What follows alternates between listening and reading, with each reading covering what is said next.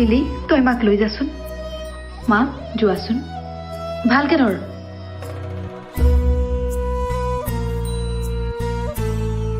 দাদা আমাৰ হল দিয়ক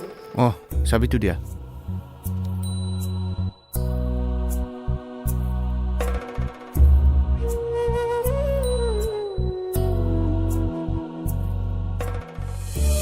আহক আহক বাইদেউ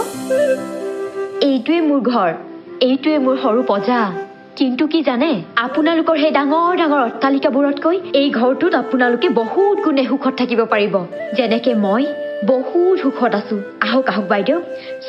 নোৱাৰো মই এইখন ঘৰত থাকিব মাজনী বল বল আমি বেলেগ ঘৰ বিচাৰিম ইমানখিনি হৈ যোৱাৰ পিছতো তুমি কিয় সলনি হোৱা নাই মা ইমান সৰু ঘৰটোত মই কেনেকে থাকিব পাৰো নাই নাই মই কেতিয়াও থাকিব নোৱাৰো বিপদৰ সময়ত যে এইটো ঘৰ পাইছা সেয়াই যথেষ্ট বুলি ভাবা বাইদেউ ঘৰখনহে সৰু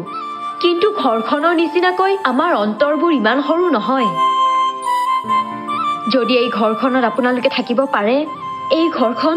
আপোনালোকৰ কাৰণে সদায় খোলা আছে বাইদেউ দেউতা আৰু দাদাক তুমি যেনেকে হেৰুৱাইছা মোকো যদি হেৰুৱাবলৈ ইচ্ছা আছে তুমি যোৱা মা লিলি আজি মই তোৰ লগতেই থাকিম ব'লক বাইদেউ বাইদেউ আহিব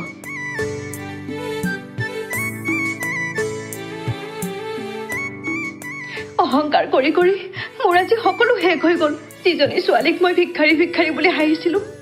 আজি নিজেই ভিক্ষাৰী হৈ তাইৰ ঘৰত থাকিবলগীয়া হ'ল